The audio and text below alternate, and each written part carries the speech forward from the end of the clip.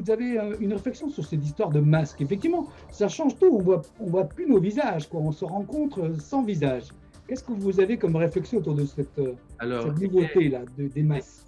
elle est assez complexe. J'ai essayé d'écrire un article plutôt scientifique et théologique avec des éléments théologiques. Euh, il y a au moins deux éléments très importants. L'un, c'est que qui dit masque dit relation à la personne. Alors, c'est un premier élément théologique. Il faut savoir que une des étymologies du mot personne, c'est justement masque. C'est une des étymologies. Donc, le théologien, lui, par défaut, il sait que personne renvoie au masque. Et donc, à rebours, qui dit masque, dit en quelque sorte une relation à la personne, sachant l'histoire très complexe et très dense de ce mot personne qui a fait lever des débats au début de l'histoire de l'Église. Hein. Donc c'était Dieu en trois personnes, etc. Donc les chrétiens ont dû beaucoup développer le concept de personne. Donc je pense, en jouant sur le mot, que derrière la question du masque, il se cache de nouveau la question de la personne. Donc, aller mettre un masque quelque part, c'est masquer aussi la personne, en même temps que la dévoiler, parce que tout accessoire de vêtements, et ça, si vous voulez, c'est le mystère du vêtement ou la complexité, c'est l'enjeu du vêtement, quel qu'il soit, c'est qu'il dévoile en cachant. C'est pour ça qu'une des fonctions du vêtement, quel qu'il soit, c'est la pudeur. Vous voyez, donc le masque, lui, si on le prend aujourd'hui purement et simplement comme un accessoire, non, même un dispositif médico-chirurgical, c'est les mots qu'on utilise en France, en particulier en France pour cette question-là. Donc voilà, c'est un dispositif médico-chirurgical, donc on le met pour se protéger.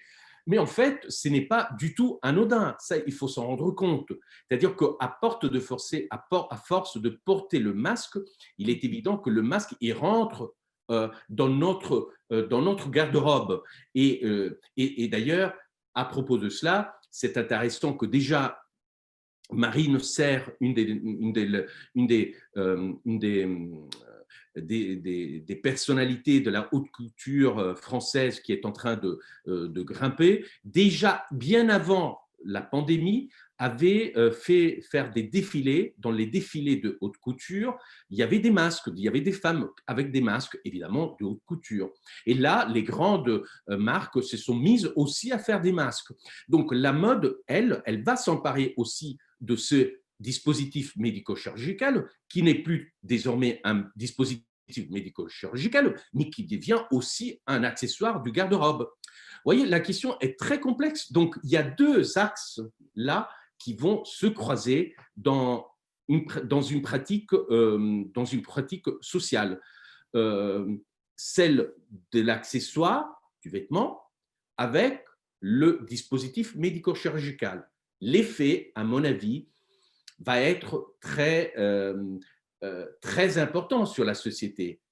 C'est-à-dire qu'à force de porter un dispositif médico-chirurgical qui souvent est aussi un accessoire du vêtement, un accessoire vestimentaire, qui peut assumer des formes, des couleurs, on va l'assumer en nous, dans notre façon, dans nos pratiques, et le jour, d'ici quelques mois, espérons, ou plutôt de manière plus prudente, d'ici un an ou peut-être même plus, lorsqu'on va se lever le voile, on se sentira nu. Donc la pudeur va se installer aussi à ce niveau, donc bouche et nez, à ce niveau qui n'avait pas raison d'être jusqu'à maintenant. Euh, pour nous, Oui, la mais quand pudeur, même. les vêtements couvraient d'autres parties du corps. Donc, ce que je veux dire par là, avec ces deux axes et cet autre élément, c'est-à-dire celui de la pudeur, il s'installera une autre façon d'appréhender le corps, le visage, et je pense, la chose la plus importante, par le masque, il y aura une consécration de ce que certains philosophes et analystes appellent le biopolitique. C'est-à-dire que nos relations sociales, nos relations humaines seront improntées à davantage à une dimension biopolitique où la question biologique l'emporte sur d'autres dimensions. Et là, c'est le niveau le plus délicat et le plus grave. À force de porter un masque, on va consacrer quelque part socialement cette approche biopolitique où la dimension biologique l'emporte sur beaucoup d'autres dimensions de la vie. Parce que qui dit dimension biologique, donc biologiste, faudrait dire, n'est pas la seule exclusive. Un homme très malade biologiquement, il peut être aussi très vivant en lui, il développe d'autres. Et là, je pense que c'est l'enjeu politique du masque dans nos sociétés. Ouais, mais quand même, globalement, aujourd'hui, c'est extrêmement pénible d'avoir un masque. Personne ne s'en réjouit. Et Je justement, veux dire, on met des masques, on espère, justement, là, aujourd'hui, on n'a pas de masque pour discuter, mais dès qu'on discute avec un masque, enfin, je trouve ça très désagréable, le son est pas bon. Enfin, je veux dire, il y a quand même, c'est une contrainte qui est terrible. On va jeter nos masques dès qu'on pourra, non? Ça ne va pas changer grand-chose. il faudra voir le. Alors ça, je suis entièrement d'accord avec vous. Je suis gêné par le masque. C'est pour ça que moi, personnellement, j'essaie d'avoir des masques sympathiques, jolis. Évidemment, je pourrais approfondir la chose. Moi, j'ai déjà une collection de masques avec les drapeaux des pays où je vis, où je travaille. Ça veut dire que, vous voyez, ça peut être anodin, mais ce n'est pas du tout. C'est-à-dire que quand je parle du biopolitique, il faut avoir le courage de voir aussi ce qui se passe au niveau nationaliste. C'est pas pour jouer qu'on va mettre un masque avec le drapeau français, italien ou allemand. Vous voyez où la question politique arrive. Et là, il faut la voir. Il faut pas se cacher les yeux. C'est comme dans un chapeau, arriver avec un chapeau avec les couleurs d'un pays. Oui, pourquoi pas, ça fait anodin et en même temps, ça construit une mentalité. Et la mentalité. Quand on met des masques chirurgicaux, on est très loin de ça, quand même. La majorité, Oui, c'est des masques ça chirurgicaux. oui. Je pense que la pratique du port du masque chirurgical au point de vue vestimentaire, hein, au point de vue Ah, de c'est ce que je affreux. suis en train de dire, elle est plus cohérente parce qu'on Ah, ne va pas porter un masque, chirurgical à vie, du moins je l'espère. Et- ouais. et- mais la bascule, c'est si du masque chirurgical, on va porter de plus en plus des masques lavables, et les masques lavables sont forcément un accessoire vestimentaire. Ouais. En fait, ce qu'il y a, c'est qu'on masque nos visages. Moi, je me souviens, quand on rencontre des personnes, on a tendance à vouloir un peu l'enlever pour pouvoir se rencontrer. On ne se rencontre pas avec un masque. Alors, je suis d'accord avec vous, mais en même temps, c'est parce que c'est notre culture. Nous avons Ouais. beaucoup, alors ça, les travaux, je pense par exemple à David Le Breton qui avait fait un livre qui devrait être publié de nouveau dans quelques temps, je l'espère. Il m'a dit qu'il travaillait une nouvelle édition des visages.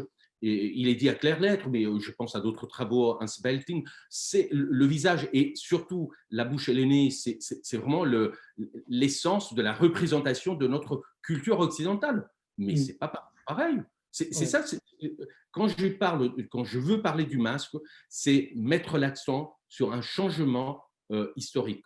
En fait, il n'est pas du tout impossible, et là c'est une hypothèse, je l'admets, c'est une hypothèse, il n'est pas du tout impossible que par le port du masque pour des raisons sanitaires, et qu'on va s'y faire. C'est comme un chapeau. Les chapeaux ne sont pas nés par parure, par la beauté, mais ils sont nés pour se couvrir, comme beaucoup d'autres de nos éléments. Les chaussures, pareil, c'était pour se protéger. Mais pendant des siècles, et dans certaines cultures, on ne porte pas de chaussures. Donc, les vêtements ont cette fonction de protection. Donc, ça ne m'étonnerait pas du tout que ce masque chirurgical devient de plus en plus un accessoire vestimentaire de nos sociétés très biologisées, si on pouvait dire. Je ne Mm. sais pas si on peut dire ça en français. Donc, et alors, si c'est ça qui va se passer de manière anodine, eh ben, c'est un changement culturel très profond de changement de paradigme. C'est-à-dire que là où, pour nous, c'était fondamental, le nez et la bouche, eh ben, ce ne sera plus comme ça. Et d'ailleurs, dans certaines sociétés, ce n'est pas comme ça. Vous C'est-à-dire savez, que… les sociétés musulmanes, les femmes, quand on va revenir aux femmes voilées, les femmes voilées, elles masquent, on voit un peu leurs yeux dans un niqab, on voit les yeux, mais on voit que ça. Hein. Tout à fait. Vous voyez, donc, on apprend avec cette histoire de masque dans nos sociétés en particulier, parce que dans d'autres sociétés, ce n'était pas le cas, où ils étaient déjà habitués à porter, surtout en Asie, ils étaient déjà plus habitués à porter des masques comme dispositif médical, même dans l'espace public, hein, j'entends. Il y aura un changement de paradigme. Nous vivons, qu'on le veuille ou pas, nous vivons une époque de changement de paradigme très profond au niveau culturel, et qui dit culturel dit anthropologique et sociopolitique. 2 ans, à minima, 2 ans de vie, de port du masque et de crise sanitaire ne peuvent pas nous laisser indifférents. Je vous donne un exemple. Michel Pastoureau, dans un article paru il y a déjà longtemps, donc Michel Pastoureau, très grand historien, entre autres des couleurs, de l'heraldique, il dit dans un article que le port de la couleur noire, donc le port des vêtements en noir, c'est le résultat, c'est né d'abord en Italie, mais à la suite de l'épidémie de la peste, de la grande peste. Alors aujourd'hui, dans nos sociétés, le port du noir est très cohérent, très diffus. D'ailleurs, surtout dans les milieux publics, etc. Bien sûr qu'il ajoute, il précise, le port du noir était réservé jusqu'à cette époque à des fonctions très particulières. Hein, donc nous sommes au XIVe siècle. Hein, donc, et aujourd'hui, ça nous paraît anodin. S'habiller en noir, c'est tout à fait non pas seulement cohérent, mais ça va de soi dans certains milieux. Eh bien, ce n'est pas comme ça. Il y a une histoire, et l'origine de cette histoire, c'est la peste noire européenne. Donc, si on sait voir les phénomènes historiques sur la longue période, on voit bien qu'une épidémie laisse des traces au niveau vestimentaire. Donc, je dis, et je la propose comme hypothèse, ce n'est pas du tout impossible que le port du masque, et par le port du masque, nous assumions d'autres paradigmes anthropologiques et finalement sociopolitiques.